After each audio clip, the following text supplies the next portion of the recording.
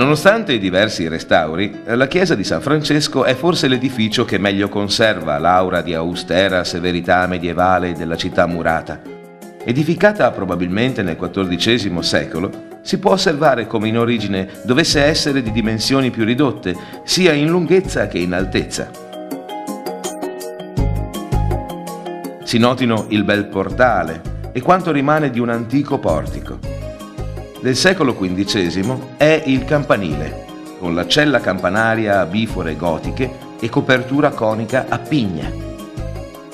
L'interno era un tempo suddiviso in due navate, una delle quali, in seguito murata, ospita resti di affreschi di varie epoche.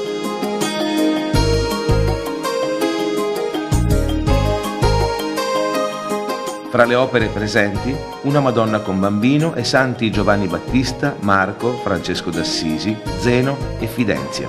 Opera di Palma il Giovane, collocata dietro l'altare maggiore.